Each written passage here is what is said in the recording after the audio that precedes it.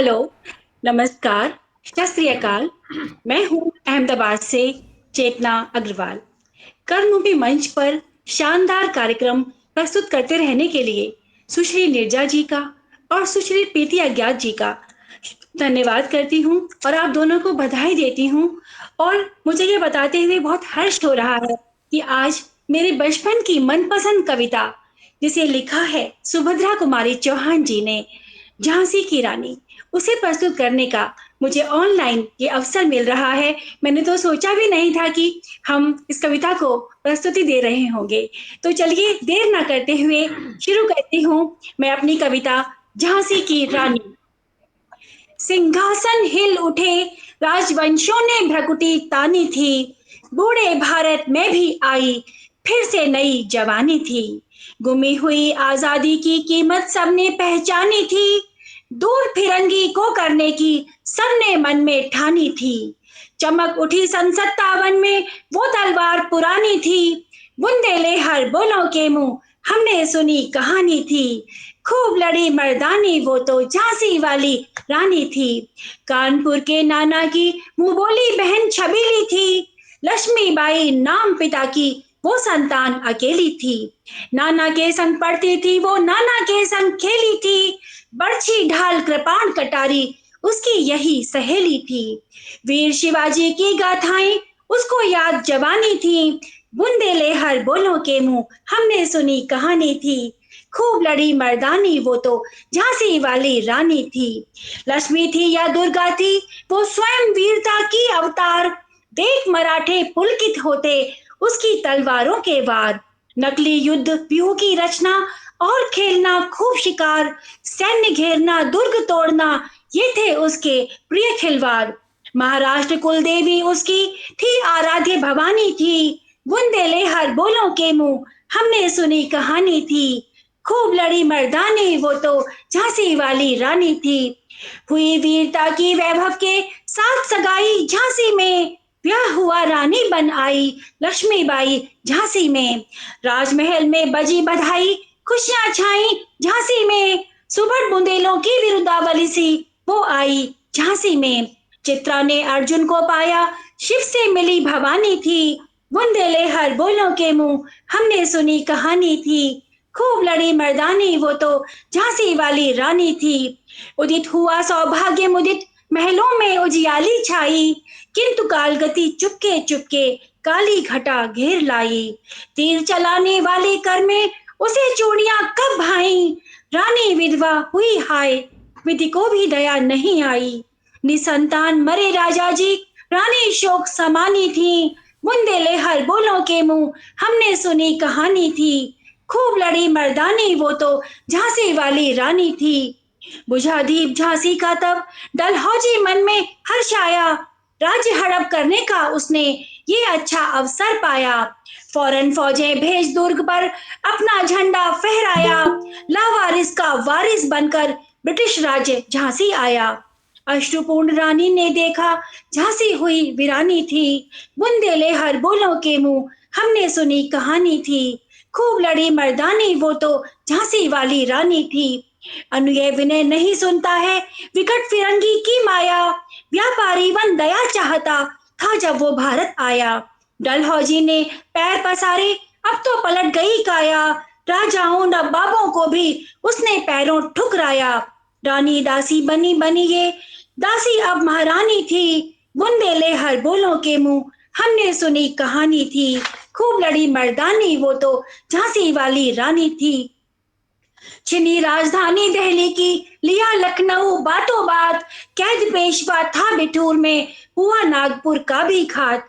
उदयपुर तंजौर सतारा कर्नाटक की कौन विसात, जबकि सिंध पंजाब ब्रह्म पर अभी हुआ था ब्रजनिपात। बंगाले मद्रास आदि की भी तो यही कहानी थी, बुंदेले हर बोलों के मुंह हमने सुनी कहानी थी। खूब लड़ी मर्दानी वो तो झांसी वाली रानी थी। रानी रोई रनिवासों में बेगम गम से थी बेजार, उनके गहने कपड़े बिकते थे कलकत्ते के बाजार। सरे आम नीलाम छापते थे अंग्रेजों के अखबार, नागपुर के जेवर ले लो, लखनऊ के लो नौलख हार। यूं पर्दे की इज्जत पर देश के हाथ बिकानी थी, बुंदेले हर बोलों के मुंह हमने सुनी कहानी थी। खूब लड़ी मर्दानी वो तो झांसी वाली रानी थी, कुटियों में थी विषम वेदना, महलों में आहत अपमान, वीर सैनिकों के मन में था अपने पुरखों का अभिमान। नाना धुंधु पंत पेशवा जुटा रहा था सब सामान, बहन छबीली ने रणचंडी का कर दिया प्रकट आह्वान।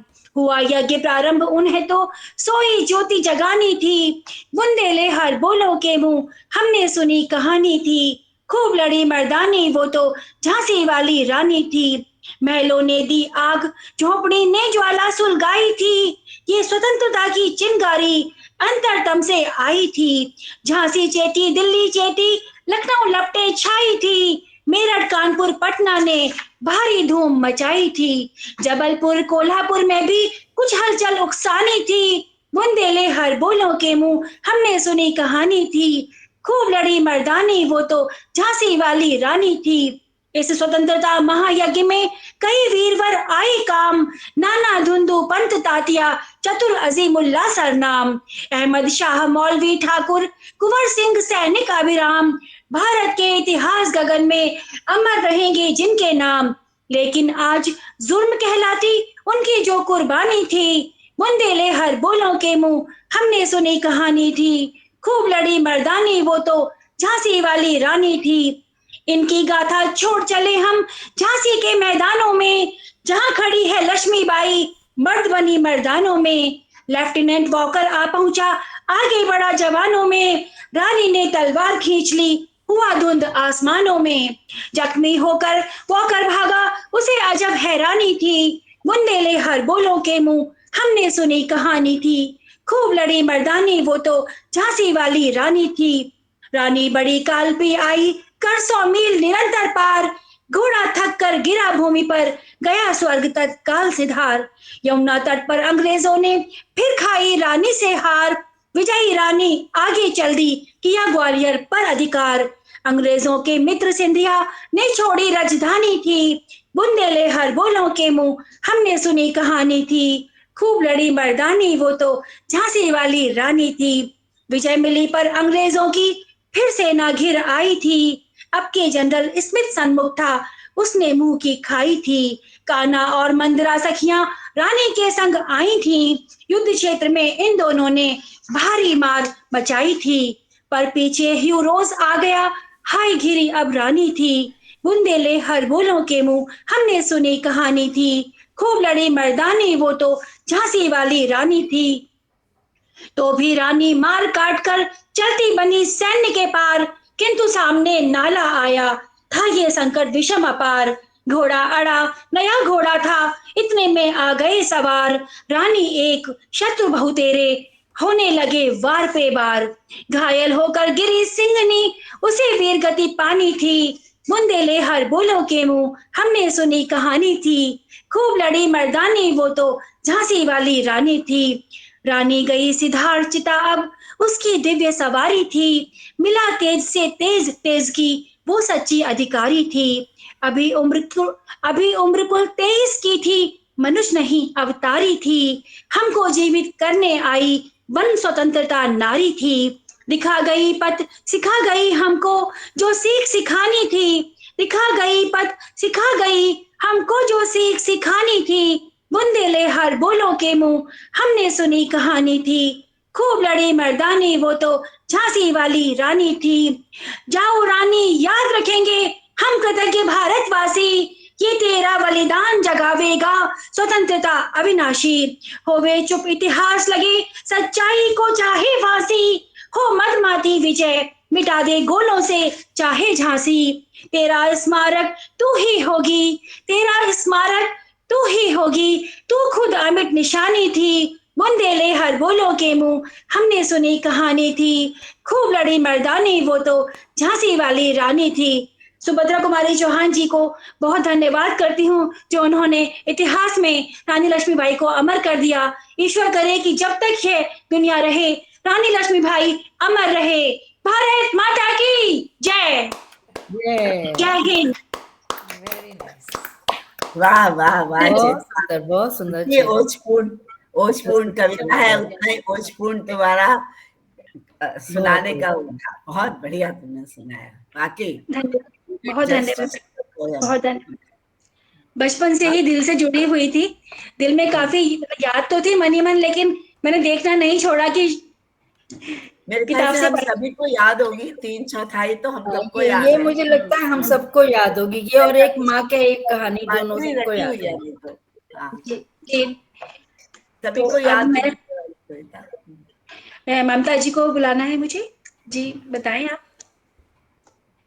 Thank you. अच्छा, धन्यवाद। एक चीज मैं कहूँगी कि जब दूसरा कोई कर रहा है ना, प्लीज अपने माइक्स म्यूट पे कर लीजिए, क्योंकि होता क्या है, वो ब्रीदिंग की भी जो है वो इसमें आ जाती है आवाज़ हल्की सी।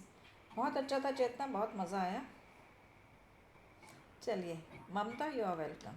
हाँ, चेतना, आपने क्या ही जोश और जज्बे के साथ वो पढ़ा। और जब हम लोग बिल्कुल निष्फिक्र होके, और मुँह ज़बानी ये याद थी बचपन में, और बैग इधर-उधर वो करते, और स्कूल से वापस जाते हुए जब अपने ही धुन में गाया करते थे, आपने वो याद दिला दिया। और बहुत सुंदर आपने कविता पढ़ी। और इसी श्रृंखला में मैं भी सुभद्रा कुमारी चौहान जी को ही पढ़ूँगी आगे। और धन्यवाद प्रीति जी, इतने सुंदर सब्जेक्ट को, विषय को रखने के लिए। आपने तो बचपन के इन कविताओं के साथ बचपन याद दिला दिया। और हम थोड़ा सा सुभद्रा कुमारी चौहान को याद भी कर लेते हैं, वैसे वो भूलने वाली चीज़ नहीं है, फिर भी सुभद्रा कुमारी चौहान जी का जो जन्म था वो 16 अगस्त 1904 में प्रयागराज में, जो कि पहले इलाहाबाद था नाम, के पास निहालपुर में हुआ था। और उन्होंने बचपन से ही लिखना शुरू कर दिया था। और अपनी पहली कविता उन्होंने 9 साल की, मतलब 9 साल की उम्र में उनकी पहली कविता किसी पत्रिका में छपी थी। वो पत्रिका का नाम तो याद नहीं है मुझे, जो कि नीम के पेड़ पर लिखा गया था। और इनकी रचनाओं में राष्ट्रीय आंदोलन, स्त्रियों की स्वाधीनता और जातियों का उत्थान आदि समाहित है। और सुभद्रा कुमारी चौहान महात्मा गांधी के असहयोग आंदोलन में भाग लेने वाली पहली प्रथम महिला थी, और कई दफ़ा जेल भी गई हैं। और उनका स्वभाव बचपन से ही दबंग, बहादुर और विद्रोही था। और वो बचपन से ही अशिक्षा, अंधविश्वास आदि कुप्रथाओं के विरुद्ध लड़ी, और उन्हीं के बारे में लिखती रहीं।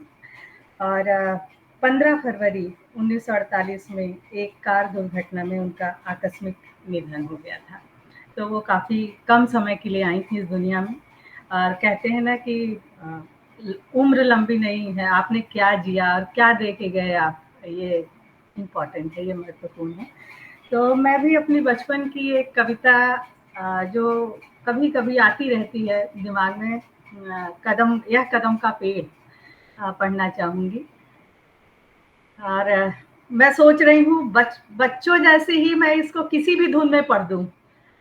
मैंने इसकी कोई धुन नहीं बनाई है, पर मैं किसी भी धुन में बच्चों जैसे कभी कोई बना देते हैं वैसे पढ़ देती हूँ। तो कोशिश करती हूँ कि यह कदम का, धन्यवाद, यह कदम का पेड़ अगर माँ होता यमुना तीरे, यह कदम का पेड़ अगर माँ होता यमुना तीरे, मैं भी उस पर बैठ कन्हैया बनता धीरे धीरे, मैं भी उस पर बैठ कन्हैया बनता धीरे धीरे, ले देती मुझे बांसुरी तुम 2 पैसे वाली, किसी तरह नीची हो जाती यह कदम की डाली, तुम्हें नहीं कुछ कहना, तुम्हें नहीं कुछ कहता, पर मैं चुपके चुपके आता, उस नीची डाली से अम्मा ऊंचे पर चढ़ जाता, तुम्हें नहीं कुछ कहता, पर मैं चुपके चुपके आता, उस नीची डाली से अम्मा ऊंचे पर चढ़ जाता, यहीं बैठ फिर बड़े मजे से मैं बांसुरी बजाता, अम्मा अम्मा कह वंशी के स्वर में तुम्हें बुलाता, सुन मेरी बंसी को माँ तुम इतनी खुश हो जाती, मुझे देखने काम छोड़कर तुम बाहर तक आती, तुमको आता देख बांसुरी रख मैं चुप हो जाता, तुमको आता देख बांसुरी रख मैं चुप हो जाता, पत्तों में छिप कर धीरे से फिर बांसुरी बजाता, गुस्सा होकर मुझे डांटती हंसकर कहती नीचे आ जा, पर जब मैं न उतरता हंसकर कहती मुन्ना राजा, पर जब मैं ना उतरता हंसकर कहती तुम मुन्ना राजा, नीचे उतरो मेरे भैया तुम्हें मिठाई दूंगी, नए खिलौने माखन मिश्री दूध मलाई दूंगी। बहुत बुलाने पर भी माँ जब नहीं उतर मैं आता, माँ तब माँ का हृदय तुम्हारा बहुत विहल हो जाता। तुम आंचल फैलाकर अम्मा वहीं पेड़ के नीचे, ईश्वर से कुछ विनती करती बैठी आंखें नीचे। तुम ध्यान तुम ध्यान में तुम्हें ध्यान में लगी देख मैं धीरे धीरे आता, और तुम्हारे फैले आंचल के नीचे छुप जाता। तुम तुम घबरा कर आंख खोलती पर माँ खुश हो जाती, जब अपने मुन्ना राजा को गोदी में ही पाती। इसी तरह कुछ खेल करते हम तुम धीरे धीरे, यह कदम का पेड़ा गर्मा होता यमुना तीरे, यह कदम का पेड़ा गर्मा होता यमुना तीरे। धन्यवाद। ममता, आपने धुन दे दी है अब इस कविता को, एक एक नई ये धुन दे बहुत दी, अब यही प्यारी, दिमाग में बहुत चढ़ जाएगी। खूबसूरत कविता है उनकी, बहुत बहुत खूबसूरत कविता है ये, वाकई बहुत सुंदर है। और ऐसा लग रहा है कि ममता नन्हा बच्चा बन गई और उसने उसको प्रस्तुत कर दिया उसी खूबसूरती से, उसी प्यार से। मुझे ऐसा लगा कि बच्चे माँ और बेटे का ये जो इसमें ये भी है, कदम का पेड़ भी है तो मैं उसी अंदाज से क्यों ना कोशिश करूं, और यहीं पे ऐसे ही यहीं पे किया है ये, अभी की तैयारी नहीं की है। बहुत सुंदर है, बहुत सुंदर। एक्चुअली हम लोग बहुत बार सोचते थे कदम का पेड़ कौन सा होता है, और अक्सर हम लोग ढूंढा करते थे। एक दिन मेरी सिस्टर के घर आप लोग गए थे ना, उसकी आप लोग ममता आप लोग गए, गेट है, मेन गेट है, उसके लेफ्ट साइड पर एक पेड़ है। तो एक दिन उसके ऊपर से गोल गोल कुछ फ्रूट से गिरे हुए थे। तो उसके ऊपर बड़ी रिसर्च की गई, पता चला वो कदम का पेड़ है। यहाँ पर काफी है कदम के पेड़, आते हैं, फूल आते हैं, गोल गोल से आते हैं, ग्रीन कलर के, बाद में वो ऑरेंज से हो जाते हैं। हाँ, हरे से रंग के होते हैं। हाँ, बहुत बढ़िया।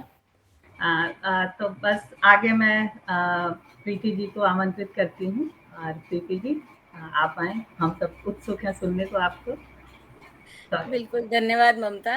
और आज मैं माखनलाल चतुर्वेदी जी की, पंडित माखनलाल चतुर्वेदी जी की कविता जो हम सब ने पढ़ी है स्कूल में, पुष्प की अभिलाषा, वो सुनाऊंगी। छोटी सी कविता है, लेकिन गूगल कर रही थी सुनाने के लिए, तो उससे रिलेटेड एक बहुत ही प्यारी सी कहानी, कैसे कहाँ इस कविता का जन्म हुआ वो मुझे मिली, तो मैं वो भी थोड़ा सा शेयर करूंगी और उसके बाद कविता पे आऊंगी। एक संक्षिप्त जानकारी जो कि आप तो स्वयं विद्वान लोग हैं, लेकिन मैं देना चाहूंगी फिर भी, कभी कोई इस रिकॉर्डिंग को देखेगा तो उसके काम आएगी।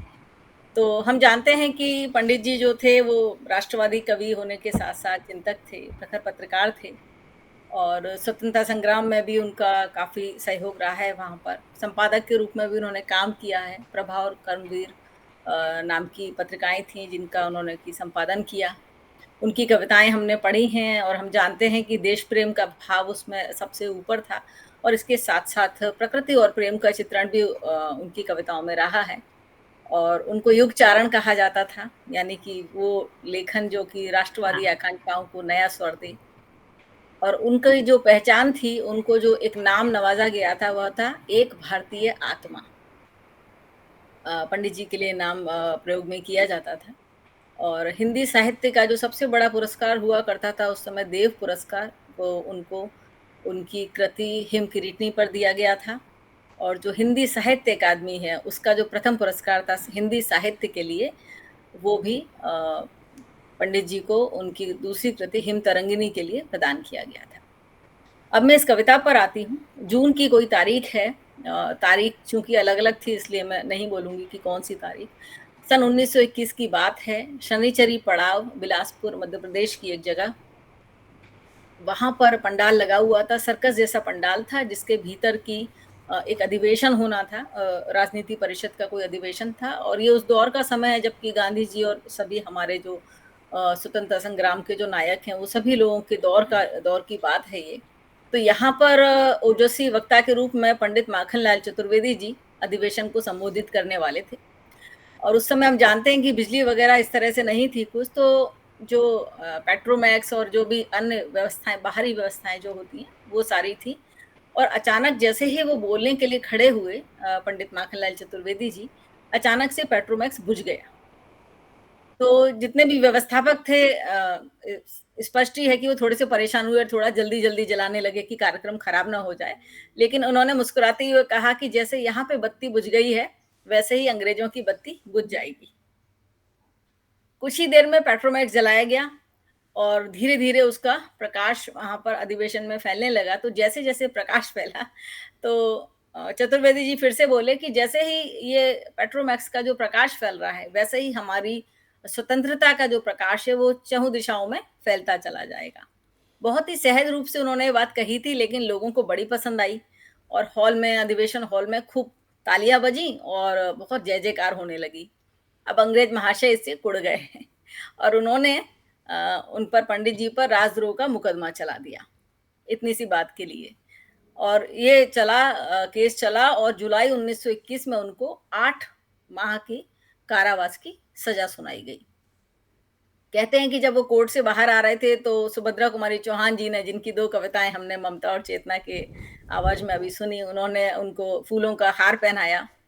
असहयोग आंदोलन का दौर था, तो उस समय जेल में ये करीब 1 मार्च 1922 तक रहे। जुलाई 1921 से लेके 1 मार्च 1922 तक ये वहां बिलासपुर की सेंट्रल जेल में रहे। और वहां पर उनकी जो बैरक का नंबर था वो 9 था।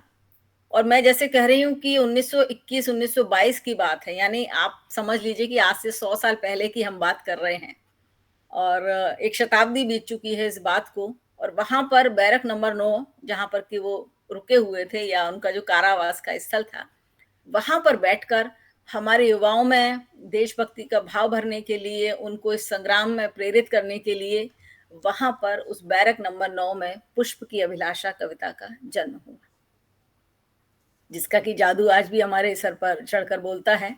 और उनकी जो उस जेल में जो पहचान थी वो कैदी नंबर 1527 के नाम से थी।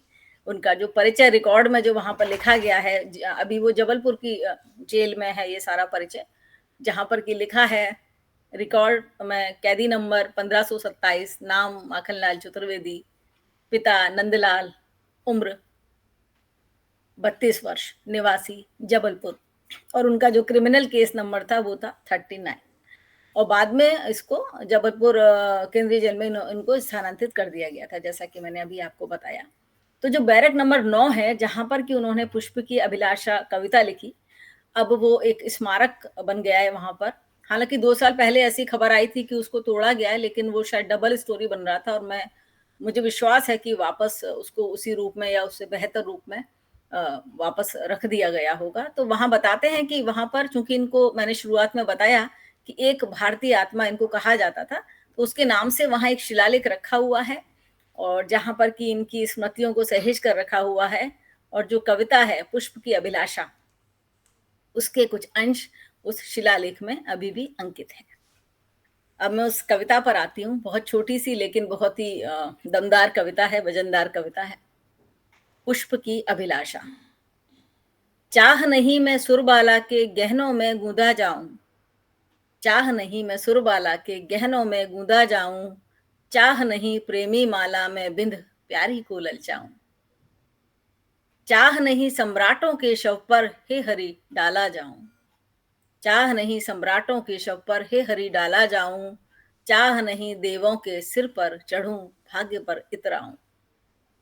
मुझे तोड़ लेना वनमाली, मुझे तोड़ लेना वनमाली, उस पथ पर देना तुम फेंक, मुझे तोड़ लेना वनमाली, उस पथ पर देना तुम फेंक, मातृभूमि पर शीश चढ़ाने जिस पथ जाएं वीर अनेक, मातृभूमि पर शीश चढ़ाने जिस पथ जाएं वीर अनेक।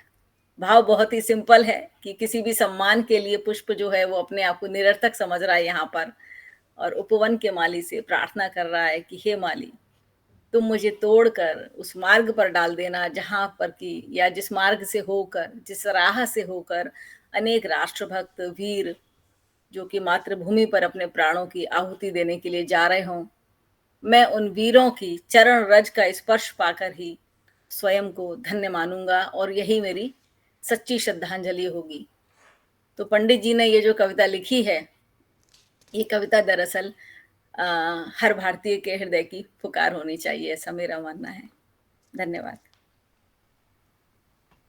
देखो इतना खूबसूरत भाव है इसके अंदर, बहुत छोटी सी सुंदर। बात है, पर आज तक भी इसके मुकाबले की कोई कविता हुई नहीं कविता है। कोई कविता नहीं नहीं है, नहीं, कोई कविता नहीं है। तो मुझे कोई याद नहीं कविता कौन सी क्लास में पढ़ी थी, आज बट इसको कोई पंक्तियां हैं, हाँ, गिनी चुनी पंक्तियां हैं, लेकिन उसमें इतना ज्यादा हर चीज कूट कूट के भरी हुई है। और हमें याद है, जैसे बताया अभी, कौन बता रहा था, शायद ममता, कि हम घूमते झूमते हुए जाते थे, तो हम तो ये रचना भी हम ऐसी पढ़ते थे। हाँ, बिल्कुल। हाँ, तो कितने, हाँ, हाँ बिल्कुल, घूमते झूमते हुए ऐसे पूरी पूरी उसमें जोश में पढ़ते थे। तो ये हाँ। तो वाकई में छोटी सी है, लेकिन बहुत कवि पावरफुल। कवि के अंदर से कैसे भाव निकले हैं और किस तरह से उन्होंने और वो उसको अब भी छू किया जाते है, हैं। मैं जब भाव पढ़ भी रही छू थी तो जाता है, बहुत बिल्कुल भावुक हो भी। रही थी इसको, जब मैंने पढ़ा तो एक अलग ही, कहते हैं ना, आप अलग एहसास से गुजरते हो। बिल्कुल बिल्कुल, बहुत सुंदर है, बहुत सुंदर है। बहुत सच्ची सुंदर, में और पढ़ा भी बहुत अच्छा आपने, और और आपने जानकारी बहुत बहुत सारी अच्छी, जानकारी दी इसके बारे में, जानकारी बहुत मुझे नहीं, अच्छी। अच्छा और लगा। एक्चुअली तुमने जो तो जानकारी दी है ना, वो बहुत अच्छा है, इसके साथ में कोरिलेट करती है ना, इसलिए वो हाँ, बहुत मुझे इम्पोर्टेंट बहुत है। अच्छा रुचिकर लगा। लगी, और मुझे लगा शायद सबको ना पता हो, तो हाँ एक ये बिल्कुल मंच है बिल्कुल, कुछ चीजें और तो नहीं कविता पता साथ में थी, है। हाँ जी बिल्कुल। जी और बिल्कुल। हम नहीं, कभी मुझे गए भी नहीं नहीं है मध्य पता। प्रदेश, जो देखा खैर हो इतनी तो। पर अब मुझे लग रहा है कि हम हाँ, देख कर आएंगे, मैं और ममता देख कर आएंगे उसको, हाँ, हम चलो, उनका। बिल्कुल रुका जाएगा एक बार अरे मुझे भी जबलपुर में। डंडे के साथ ले जाना। हाँ बिल्कुल, चलिए, सब चलेंगे, बिल्कुल चलिए, बिल्कुल, मिमी ही सब जाएगी चलेंगे। वहां पर। ठीक है, अब हमारे बीच में मल्लिका मुखर्जी जी हैं, उनको आमंत्रित करने से पहले दो बातें। एक तो ये कि मल्लिका जी, आपके बाद मधु जी को आप आमंत्रित कीजिएगा। और दूसरी और महत्वपूर्ण बात ये भी है कि मल्लिका जी, हमारे यहाँ एक वर्कशॉप हुई थी, आप सबको याद हो। ममता, आप उस समय नहीं थी, लेकिन एक डॉक्टर देसाई जी थे जो अब इस दुनिया में नहीं रहे। एक क्रिएटिव राइटिंग की वर्कशॉप उन्होंने करी थी इंग्लिश में, और वहां पर हमारे साथियों ने उनसे सीखा था लिखना। तो मल्लिका जी ने अभी हाल ही में एक पोस्ट डाली है, उन्होंने उनसे सीखकर वो सारा क्रेडिट उनको दे रही हैं। और एक लघु कथा प्रतियोगिता में उन्होंने भाग लिया था, कथा बिंब, जहां पर कि उनको पुरस्कार मिला है।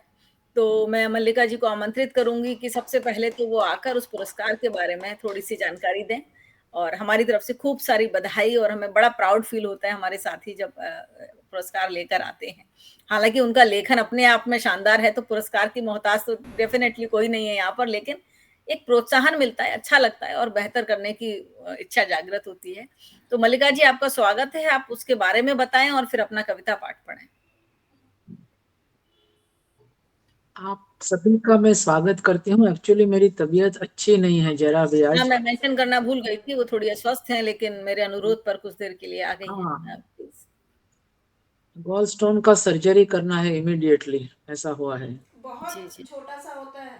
तो मैं आज आने वाली मल्लिका हूँ। घबराओ मत, मेरा हाँ, हो छोटा सा दिक्कत, कुछ भी नहीं होता, उसमें और होता मुझे है। बोला कि इमरजेंसी में करना पड़ेगा, आप डिले नहीं हाँ, कर थोड़ी सकते, देर क्योंकि ठीक हो जी पेन जी, जाएगा। मेरा आराम से कम हो ही नहीं हो जाएगा, रहा, बिल्कुल। इसलिए। हमारी बेस्ट विशेष बहुत हैं, खूब आराम से हो अच्छे से जाएगा, सब। कुछ खास नहीं है। It is very normal common surgery. तो आज और मैं ये हकीकत में बैठी नहीं था, अभी भी मुझे हाँ, पेन पेन बहुत बहुत होता है होती इसमें, थी। पेन बहुत ज्यादा होता लेकिन है। हाँ, प्रीति के कारण नहीं, कर्म भूमि के लिए मैं आ गई, फिर थैंक यू सो कैसे भी मच। करके, ऑनलाइन था तो बैठ के ही पढ़ सकती हूँ। अच्छा, अभी कर्म भूमि ने जितने भी वर्कशॉप किए, कोई भी वर्कशॉप, किसी भी ग्रुप में वर्कशॉप होता है तो मुझे एक क्रेज रहता है कि मैं अटेंड करूँ, और हमेशा मेरी नया नया सीखने की जो एक चाहत होती है, वही मैं इसमें करती हूँ। कि क्रिएटिविटी हम में है, लेकिन हर विधा का जो अलग अलग एक स्टाइल होता है ना, अलग, वो भी सीखना जरूरी है। क्योंकि हमको सब कुछ आता है, फिर भी मुझे लगता है कि गुरुजी होने चाहिए। गुरुजी सिर्फ गाइडेंस देते हैं, फिर हम उस तरह से लिख सकते हैं। तो ये देसाई सर का जो, सुरेश देसाई सर का जो एक वर्कशॉप हुआ था, उसमें उन्होंने मैं ये पढ़ के ही सुना देती हूँ ताकि आसान रहेगा, लंबा ना हो जाए। हाँ बिल्कुल, मैंने ऐसे ही कर उनको लीजिए। सबसे पहले क्रेडिट उनको दिया है, वो अभी है नहीं, लेकिन मैंने ऐसे लिखा था, फेसबुक में ही पोस्ट डाली थी मैंने, कि आदरणीय देसाई सर, आपने इस दुनिया को अलविदा कह दिया है। यदि आप होते तो मैं यह खुशखबरी सबसे पहले आपके साथ साझा करती। मेरी हिंदी लघु कथा ब्यूरोक्रेसी को कथा प्रधान त्रैमासिक पत्रिका कथा बिंब द्वारा आयोजित लघु कथा प्रतियोगिता में प्रोत्साहन पुरस्कार मिला है। आपके मार्गदर्शन ने मेरी रचनात्मकता को नई दिशा दी है। मैंने अपनी रचनाएं गुजराती, हिंदी, बांग्ला तीनों भाषाओं में लिखी है। लेकिन 36 वर्षों तक कार्यालय में अंग्रेजी में काम करने के बावजूद मैंने कभी अंग्रेजी में कविता या कहानियां लिखने के बारे में नहीं सोचा था। 3, 4 और 5 सितंबर 2021 में कर्मभूमि अहमदाबाद द्वारा आयोजित रचनात्मक लेखन के तत्व विषय पर आयोजित कार्यशाला फैकल्टी प्रोफेसर सुरेश देसाई जी के वैश्विक कविता तथा लघु कथा लेखन पर सार्थक बातचीत की। मुझे बोलने में भी तकलीफ हो रही। सुनने के बाद ऐसा लगा जैसे आसमान में एक नई खिड़की खुल गई, जहां से उगते सूरज की सुनहरी किरणों के बीच साहित्य जगत का एक नया आयाम झांक रहा था। मैं इस कार्यशाला के आयोजन के लिए कर्मभूमि अहमदाबाद को तहे दिल से धन्यवाद कहती हूँ। प्रोफेसर सुरेश देसाई सर को विशेष धन्यवाद। आपने मुझे साहित्य जगत में एक नई दिशा दी और अग्रसर किया।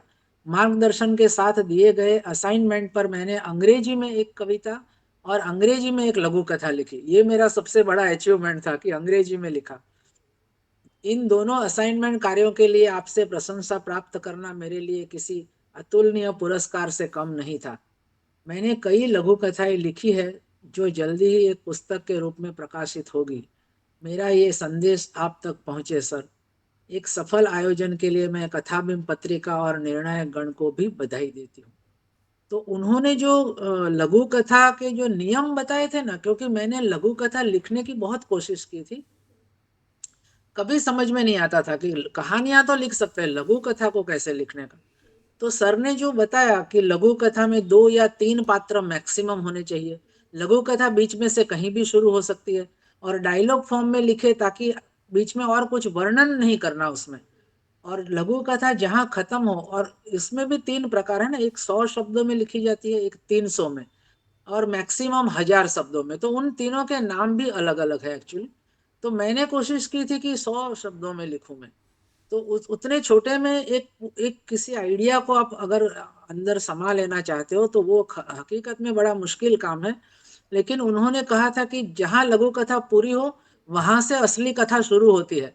प्रेक्षक पढ़ने वाला पाठक सोचेगा कि इसके बाद अब क्या हुआ होगा और क्या होने वाला है या क्या है। तो उस तरह से मैंने ये एक ब्यूरोक्रेसी जो लघु कथा लिखी थी वो मेरे ऑफिस का ही एक अनुभव था।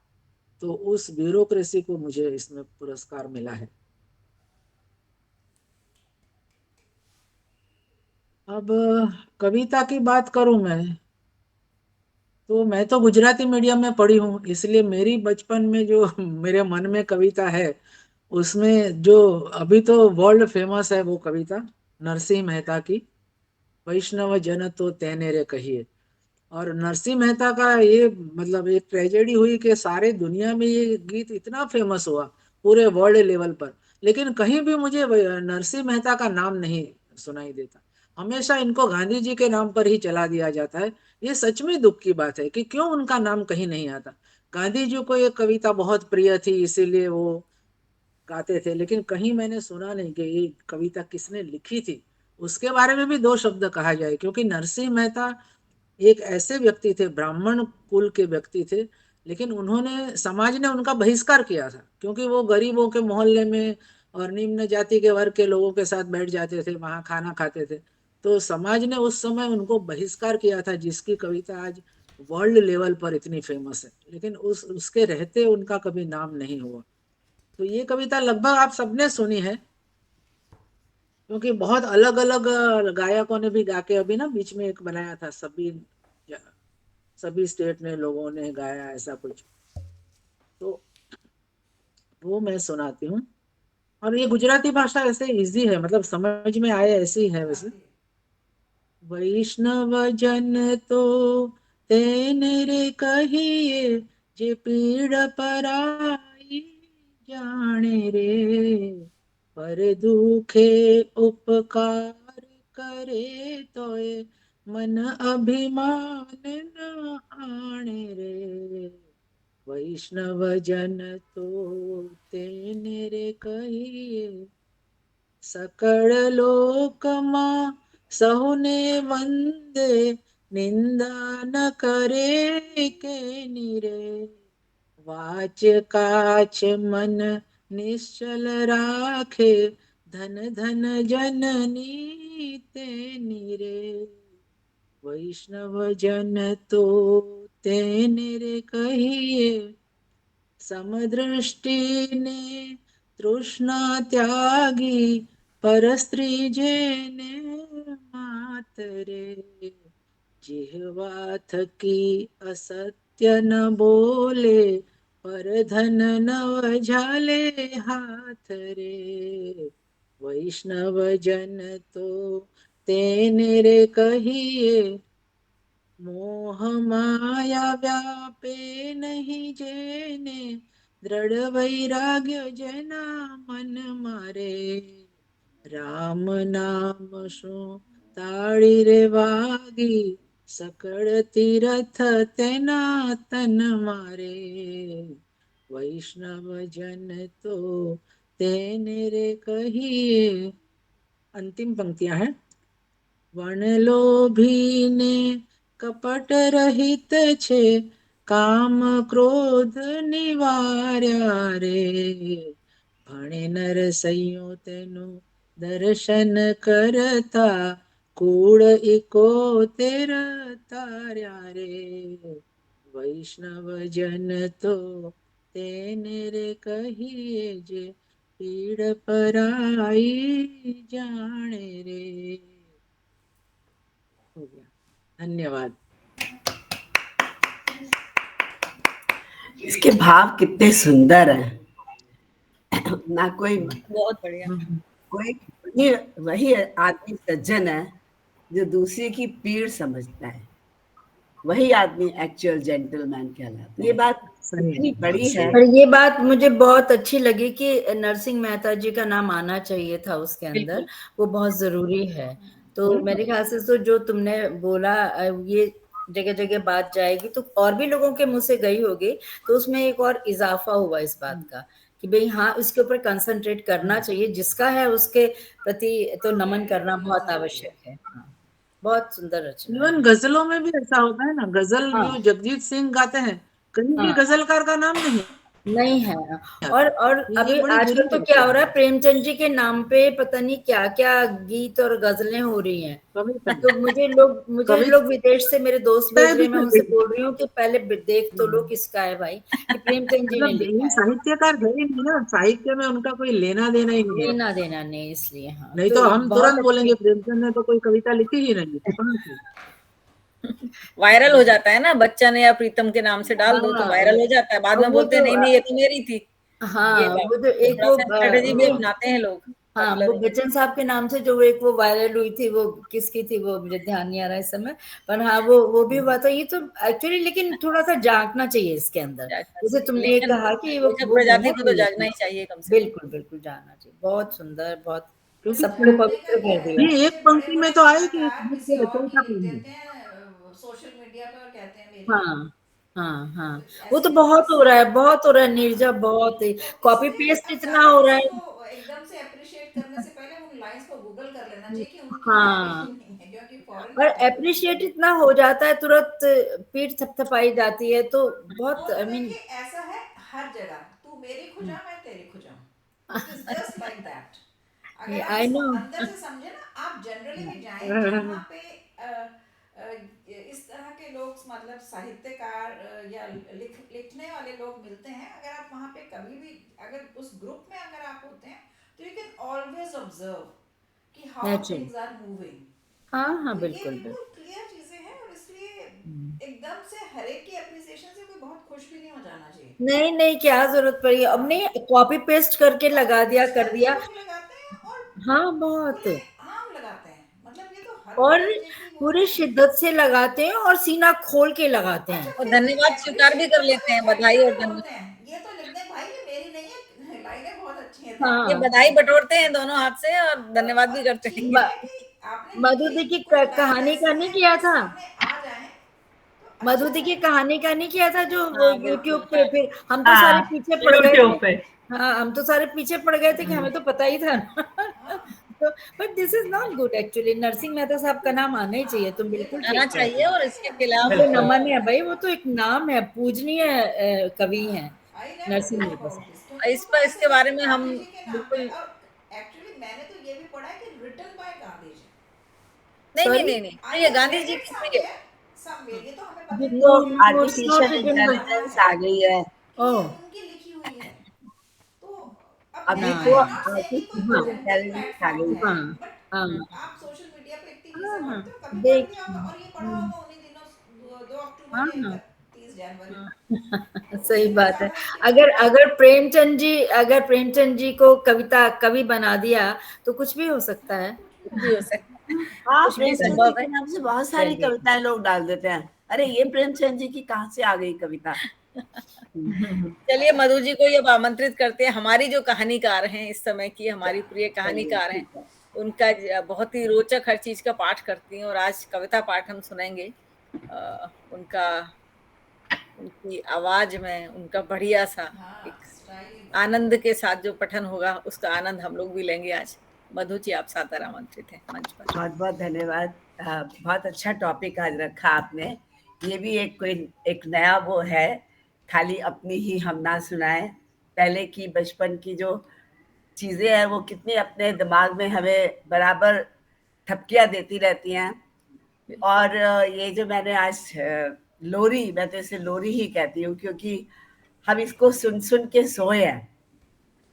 और ये मुझे पता भी नहीं था कि ये कविता जब मैंने 6ठी क्लास में किताब में देखी तो मैंने ये कहा, अरे ये किताब, ये तो हमारे पापा की लोरी है। मुझे ये पता ही नहीं था कि ये मैथिली शरण गुप्त जी की, हमारे महान कवि राष्ट्रपति मैथिली शरण जी गुप्त जी की इतनी कालजयी रचना है। मैंने कहा तो पापा की कविता है। ऐसे ऐसे मेरे दिमाग में आया और क्लास में भी बोली मैंने कहा कि ये किताब में कहाँ से आ गई। तो फिर टीचर ने समझाया।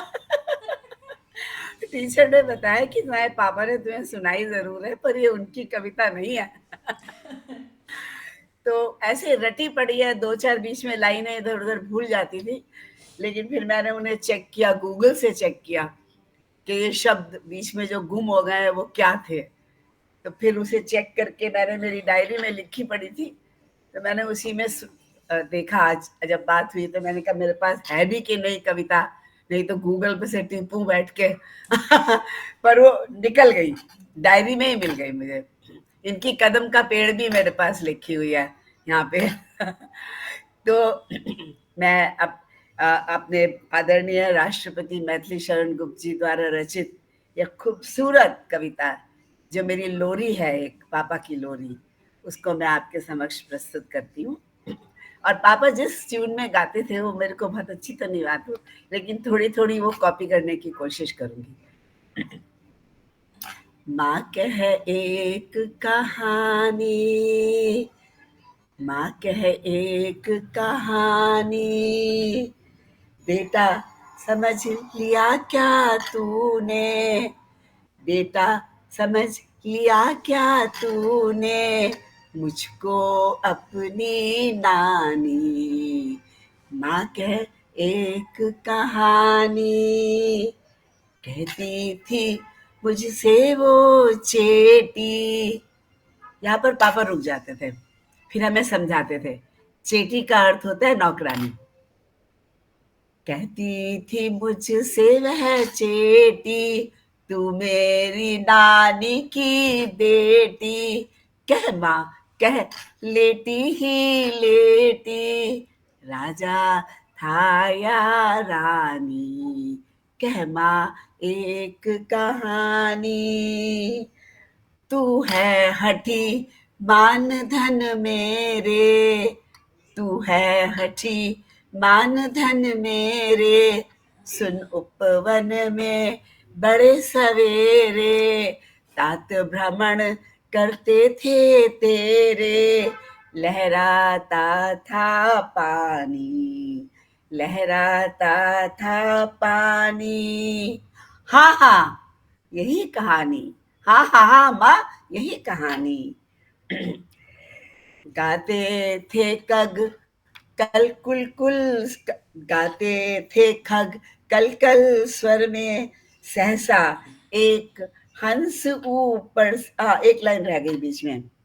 ओहो, तात भ्रमण करते थे तेरे, जहां सुरभि मनमानी, जहां सुरभि मनमानी, हामा यही कहानी। वर्ण वर्ण के फूल खिले थे, झलमल झलमल हिम बिंदु झिले थे, हल्के हल्के झोंके हिले मिले थे, लहराता था पानी। ये लाइनें मैं भूल गई थी, लहराता था पानी, इसीलिए मेरे उसमें छूट गई है।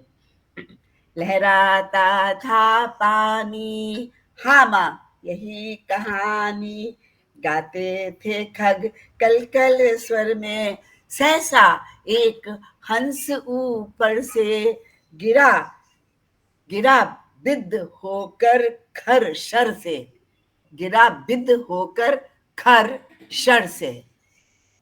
हुई पक्षी की हानि, हुई पक्षी की हानि, करुण करुणा भरी कहानी, दुख करुणा भरी कहानी।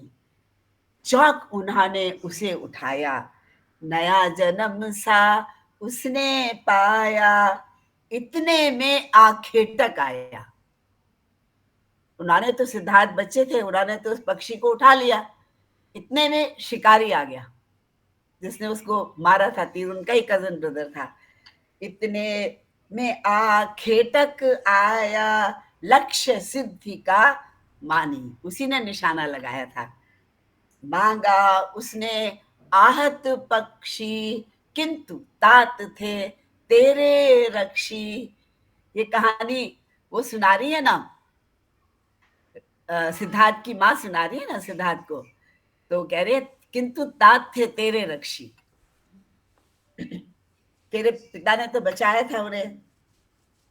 मांगा उसने आहत पक्षी, किंतु तात थे तेरे रक्षी, तब उसने जो था खग भक्षी, जो मीट मांस खाता था, हट करने की ठानी, उसने जिद पकड़ ली। उसने तो ये कहा कि मैंने मारा है तो ये मेरा है, सिद्धार्थ उन्होंने कहा कि मैंने बचाया है तो ये मेरा है, तो इन दोनों के बीच में ये संघर्ष हो गया। मांगा उसने आहत पक्षी, किंतु तात थे तेरे रक्षी, तब उसने जो था खग भक्षी, हट करने की ठानी, हट करने की ठानी। अब बढ़ चली कहानी, अब बढ़ चली कहानी। हुआ विवाद, हुआ विवाद सदैव निर्दय में, हुआ विवाद सदैव निर्दय में। उभय आग्रही थे स्व विषय में, सब अपने अपने विषय में आग्रह कर रहे थे। जो भाई न्यायालय में जब आप जाते हैं तो पक्ष विपक्ष दोनों बहस करते हैं, दोनों पक्ष अपना अपना पक्ष रख रहे थे। उभय आग्रही थे स्व विषय में, अपने अपने विषय में। गई बात तब न्यायालय में, गुनी सभी ने जानी, गुनी सभी ने जानी, व्यापक हुई कहानी। तब सारे में फैल गई, जब न्यायालय तक पहुंच गई बात, दोनों अपनी अपनी जिद पर अड़े हुए थे कि मैं नहीं दूंगा। राहुल, तब माँ कहती है राहुल से, राहुल तू निर्णय कर इसका, न्याय पक्ष लेता है किसका, कह दे निर्भय जय हो किसका, सुन लूं तेरी वाणी।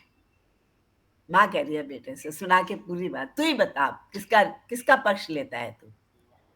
माँ मेरी क्या वाणी, राहुल कहता है माँ मेरी क्या वाणी, मैं सुन रहा कहानी, मैं तो कहानी सुन रहा हूं। पर उसने एक बात कही, कोई निरपराध को मारे तो अन्य क्यों ना उसे उबारे, रक्षक पर भक्षक को वारे, न्याय दया का दानी, न्याय दया का दानी। तूने गुनी कहानी, तब माँ ने कहा तूने समझ ली कहानी अच्छी तरह से, गुन ली तूने, तूने गुनी कहानी, तूने गुनी कहानी। बेगुनी कहानी, तो ये वाली थी वो कहानी। बहुत सुंदर रचना है ये मधु दी, बहुत सुंदर है। हम हाँ शायद हम सब लोग अपनी माँ से ये बोलते रहे हैं कि हमें सुनाओ, ये सुनाओ। हाँ हाँ, अपने सभी बचपन मेरे में ख्याल उन दिनों में घरों में सुनाई जाती होगी। सुनाई हाँ जाती थी, बहुत बिल्कुल। सुनाई थी, खूब सबको याद रही है तो ये हाँ वाली। बिल्कुल बिल्कुल। ये जो 3-4 जो अभी रचनाएं प्रस्तुत हुई हैं वो अधिकतर मेरे ख्याल से हम सब लोग खूब नाचते हाँ, गाते सुनते रहे उस हैं। वक़्त तो सबकी कुछ फेवरेट। वातावरण ऐसा था, ये कवियों की घर-घर में ये बातें हाँ होती थी, हाँ घर-घर में। बिल्कुल बिल्कुल। हाँ, जो बस ये था जितने भी कि पॉपुलर वाली लाइंस हमें याद रही थी, जैसे जो हाँ चेतना ने सुनाई थी वो बिल्कुल मुखड़ा। पॉपुलर लाइंस याद थी, पर वो इतनी लंबी थी वो मुझे बिल्कुल याद हाँ नहीं थी। तो वो सारी सीक्वेंसेस उनकी पूरी लड़ाइयों के जिक्र है, वो हाँ सब चीज़ें जो पता लगी सुन के, वो बहुत अच्छा लगा एक्चुअली। और वो नहीं कदम बहुत का पेड़ में वो ही याद है कि मुझे तो हमेशा वो एक इमेजिनेशन होती थी, वो धप से गिरे नीचे। हाँ हाँ बहुत बहुत सुंदर, मजा आया। बहुत मजा आया। मधु जी तो चलो वैसे क्या क्या बढ़िया सुनाती हैं। मधु जी के पास तो मेरा तो मन करता है जाके बस ऐसे बैठ जाऊं, ये कहानी कहानी कविताएं सुनाती रहे। इनके कहानी पाठ बहुत सुंदर होता है ना, सुनते बहुत रहो, बढ़िया, पूरा मैं तो बहुत फैन। चित्रात्मक होता है इनका, चित्रात्मक होती है हर चीज। बिल्कुल बिल्कुल। मधु जी आपका म्यूट हो रहा है। मुझे अगर एक क्षण के लिए खोलना पड़ेगा तो मधु जी बता। आपका म्यूट हो रहा है, आपकी आवाज हम तक नहीं आ रही। हाँ, बहुत-बहुत शुक्रिया, मैं आप लोगों के बीच में तो बहुत छोटी-सी हस्ती हूँ, अरे कमाल पर करती हैं आप। करती हैं। हम चले जाए क्या मैम? आप तो सब बहुत बड़े-बड़े लेखक और वाह सब वाह, बड़े-बड़े मैं तो ऐसे ही हो। खुश हो गई, लेखन ना लेखन की धूम। चलिए अब अब मैं एक ऐसी अ, प्रसिद्ध शख्सियत को पुकारती हूँ, जो एआईएलएफ में भी तहलका मचा के आई हैं। स्टेज पर बहुत सुंदर प्रस्तुति उन्होंने दी, और डॉक्टर प्रणव भारती, यत्र तत्र सर्वत्र सभी वो आपको जानते हैं।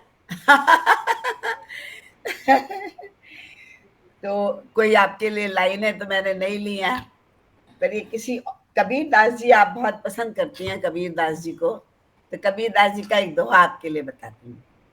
नैनों की कर कोठड़ी पुतली पलंग बिछाए, नैनों की कर कोठड़ी पुतली पलंग बिछाए, पलकों की चिक डार दे, पिया को लिया रिझाए, पिया को लिया रिझाए। इन कबीर दास जी के दोहे से कबीर में कबीर के रस से रंगी प्रणव भारती जी को मैं पुकारती हूँ।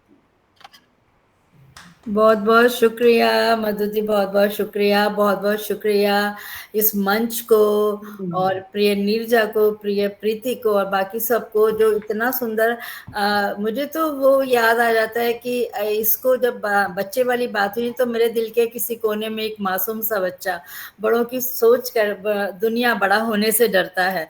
तो ये जो बचपना है, जो हम कहते हैं कि भाई हम सबके अंदर किसी भी उम्र तक बना रहना चाहिए, और मैं अक्सर कहती हूँ आई एम इन लव। तो बच्चा ही हो सकता है जो हर समय प्रेम में रह सकता है, जो उसके अंदर कोई भी अभिलाषाएं नहीं होती, जो वो किसी की कॉपी नहीं करता है, नकल नहीं करता है, वो अपने में इंडिविजुअल होता है। तो मुझे तो बहुत मजा आया ये सुन के।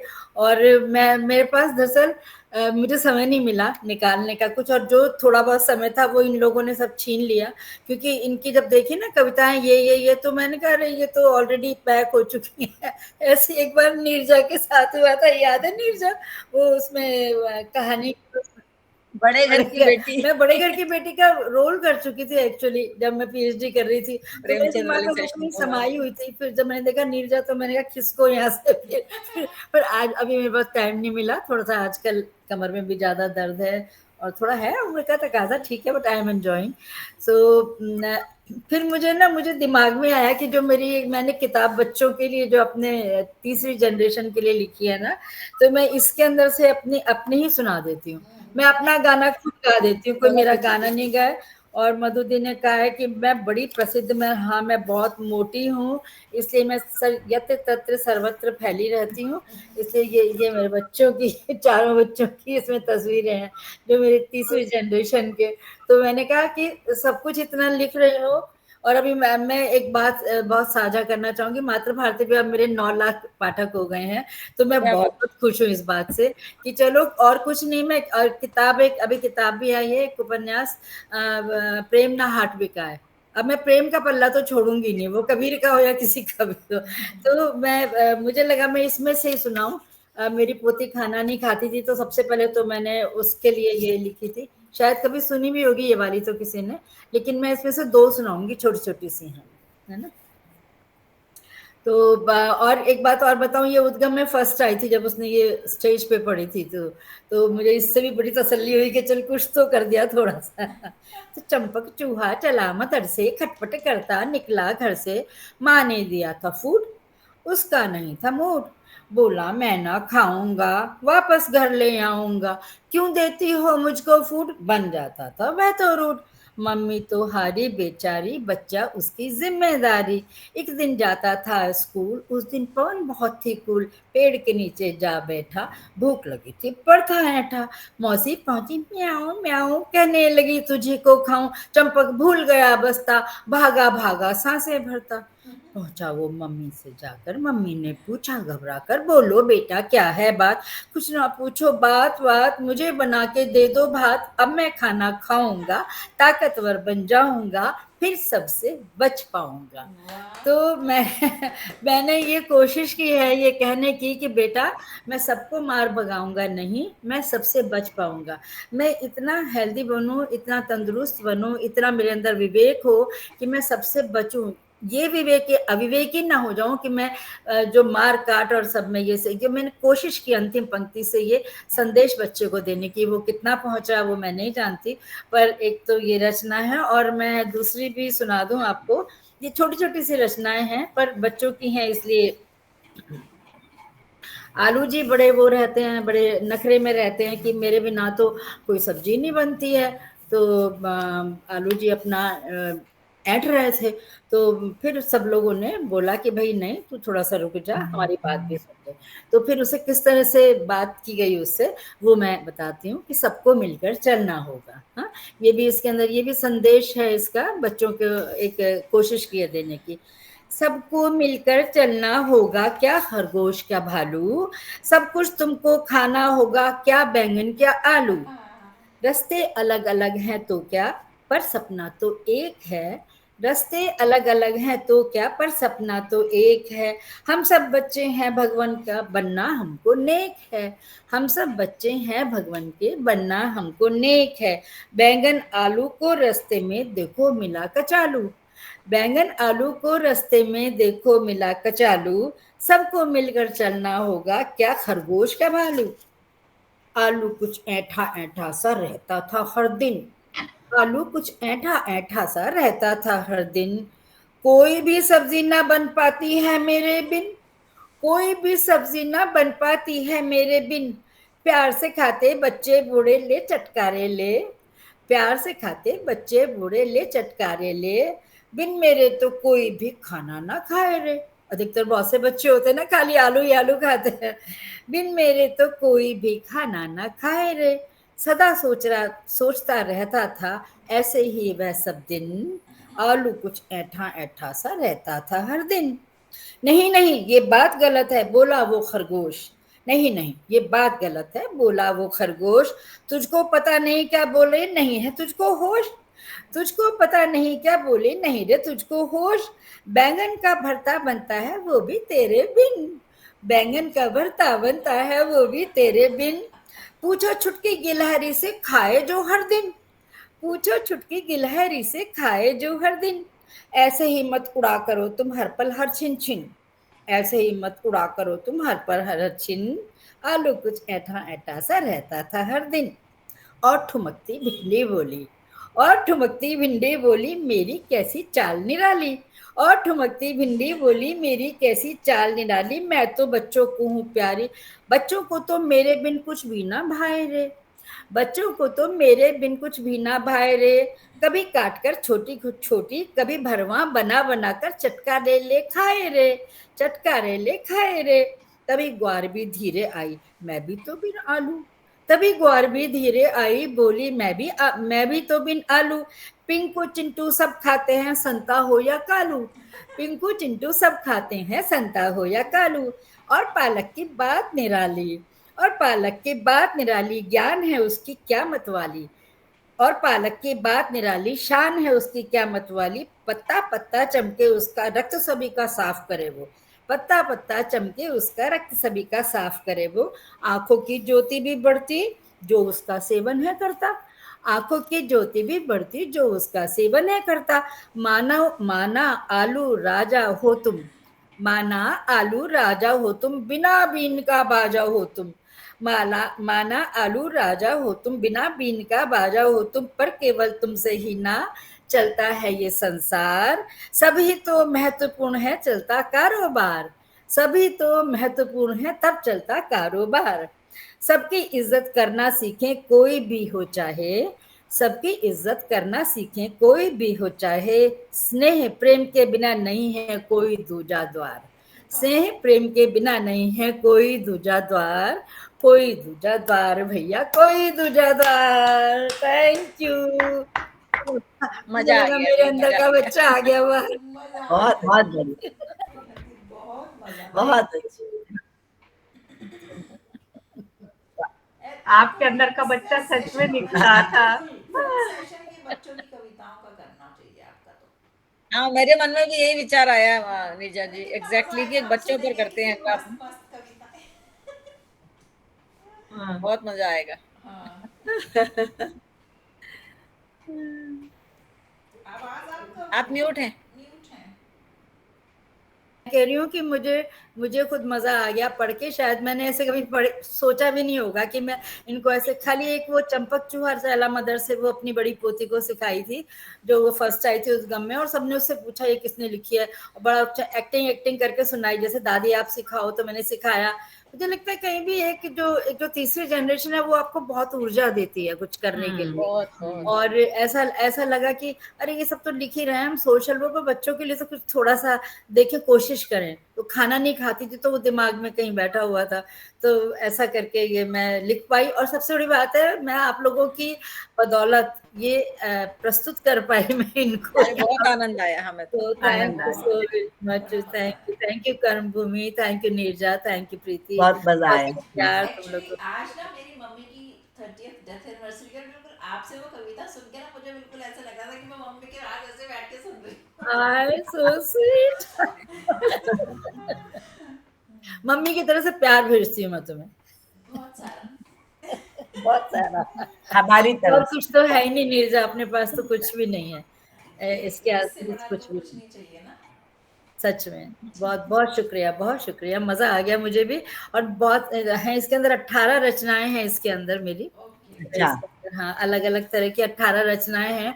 उनको मैंने किसी को कहानी की तरह से बुनने की कोशिश की है, किसी को, पर ये कोशिश की है कि अंतिम पंक्तियों में कुछ ऐसा संदेश बच्चे को मिले जो थोड़ा सार्थक हो, क्योंकि हम बच्चों को ऐसे ड्राइली कुछ नहीं सिखा सकते कि भाषण देके या व्याख्यान देके, पर ये जो है कहीं ना कहीं उनको मजा आता है गाने में। ऐसे एक बार ये यूके में जब एक बार गई थी तो मैंने ये कविताएं उनको सुनाई बच्चों को, तो वो बच्चे, उनके माँ बाप कहने लगे, दादा दादी, कि अरे ये तो बहन जी ये तो गाना गाने लगे, ये तो कोई हिंदी बोलते नहीं तो गाना गाने लगे। तो मैंने उनको इनमें से थोड़े थोड़े से पैसेजेस सिखाए थे, तो मुझे अच्छा लगा कि चलो कहीं काम आ रही हैं चीजें। तो thank you Karma Bhoomi, thank you, बहुत बहुत शुक्रिया, मेरा प्यार। और मैं अभी बहुत प्यार से, बहुत सारा अभी मैंने प्यार दिया, पर दोबारा तिबारा चौबारा जितना भी है, और मम्मी की तरफ से भी प्यार से मैं प्यारी नीरजा को बुलाती हूँ। और मुझे इस बात का बहुत खेद है कि मैं बहुत ज़्यादा मैं नहीं आ पाती, और मुझे मुश्किल थोड़ी बहुत ज़्यादा मेरी बढ़ गई है, पर ठीक है, जितना भी है मैं उसमें मस्त हूँ। और मैं यहीं से प्यार भेजती रहूंगी सबको अपना, जब तक जिंदा हूँ। तो बहुत बहुत प्यार से मैं प्रिय नीरजा को बुलाती हूँ, वो अपना पाठ प्रस्तुत करें इस पे। और आप लोगों की बदौलत हमें जो ये मिल जाता है, मंच मिल जाता है, उसके लिए बहुत सारा शुक्रगुजार हूँ। नीरजा आप आए प्लीज और अपना पाठ प्रस्तुत करें। शुक्रिया प्रणव जी, आपकी इतनी सुंदर प्रस्तुति के बाद मुझे नहीं लगता कि मैं कुछ अच्छा, मैं वैसे भी बहुत अच्छा नहीं बोल पाती हूँ, पर मैं थोड़ी सी इंट्रोडक्शन दे रही हूँ। मैं मधुशाला में से कुछ आज यहाँ सुनवाऊंगी। और मधुशाला जो है वो बच्चन जी की, एवरीबडी नोज दैट। तो एक्चुअली में बच्चन जी ने मधु अथवा मदिरा, इस पे 3 सीरीज लिखी हैं उन्होंने। एक तो मधुशाला है, एक है मधुबाला और एक है मधु कलश, जिसमें से मधुशाला जो है वो सबसे ज़्यादा पॉपुलर हुई है। और ये उमर खयाम की जो रुबाइयाँ हैं उनसे प्रेरित कह सकते हैं। और since he was very young during that time, तो उसमें यौवन के रस और प्यार मोहब्बत की बहुत सारी बातें, और ये एक्चुअली दोनों तरह से इसको लिया जा सकता है। आप फिजिकल लव में भी ले सकते हैं, स्पिरिचुअल उसकी भी एक कॉनोटेशन है। तो ये मैं आपको सुनाती हूँ। बहुत स्वागत है आपका नीरजा, बहुत स्वागत है। ये तो हम तो जबरदस्त फैन हैं इसके। ये क्या हो रहा है? नहीं, वो स्क्रीन कुछ शेयर कर रहा है। ओह अच्छा, ओके। क्या बात है? मुझे लगता है इतना सुंदर है वो कि मैं नहीं सुना पाऊंगी, तो ये सुनिए, थोड़ी देर आपने सुना, बहुत ही सुंदर है। मन्ना डे की रिकॉर्डिंग है और इसमें थोड़ी सी बजने की आवाज है। हमारे यहाँ सुबह से बजनी शुरू हो जाती थी। If possible.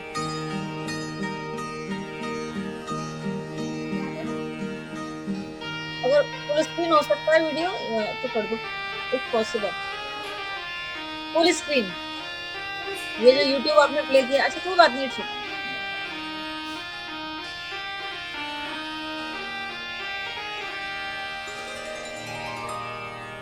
मदिरा ले जाने को घर से चलता है पीने वाला, मदिरा ले जाने को घर से चलता है पीने वाला, किस पथ से जाऊं असमंजस में है वो भोला पाला, अलग अलग पथ बतलाते सब, अलग अलग पथ बतलाते सब, पर मैं ये बतलाता हूँ, राह पकड़ तू एक चला चल, पा जाएगा मधुशाला, पा जाएगा मधुशाला।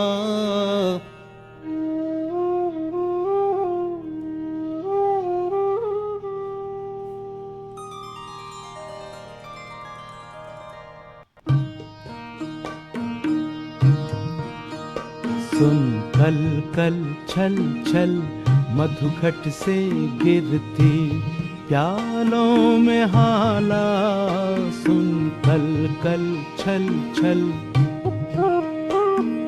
कल कल छल छल मधुघट से गिरती प्यालों में हाला, सुन रुन झुन चल वितरण करती मधुसाती वाला, बस आ पहुँचे दूर नहीं, बस आ पहुँचे दूर नहीं, कुछ 4 कदम अब चलना है, चहक रहे सुन पीने वाले, महक रही ले मधुशाला, चहक रहे सुन पीने वाले, महक रही ले मधुशाला।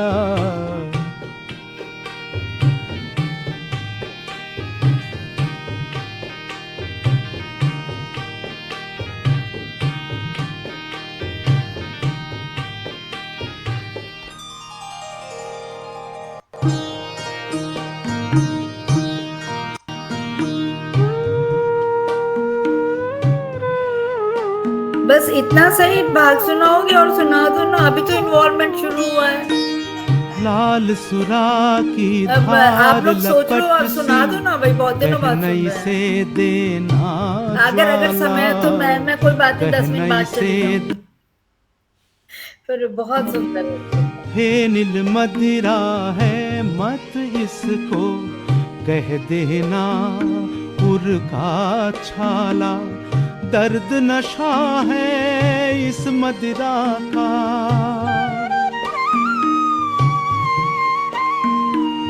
दर्द नशा है इस मदिरा का, विगत स्मृतियाँ साकी हैं। पीड़ा में आनंद जिसे हो, आए मेरी मधुशाला। पीड़ा में आनंद जिसे हो, आए मेरी मधुशाला।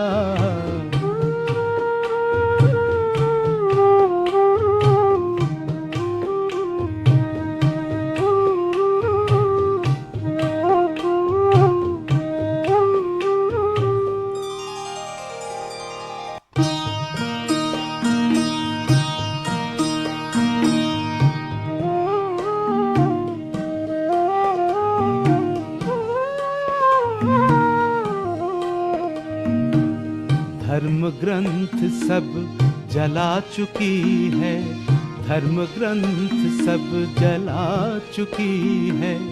जिसके अंतर की ज्वाला, मंदिर मस्जिद गिरजे सबको तोड़ चुका जो मतवाला।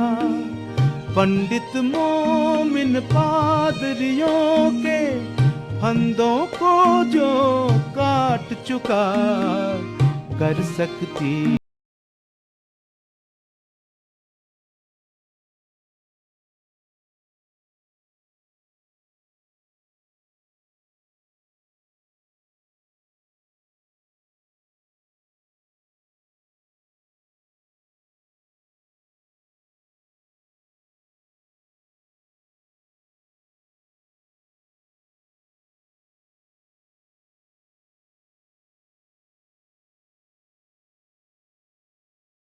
कितनी सुंदर बज रही है इसको। बहुत सुंदर है, बहुत कनेक्टिंग।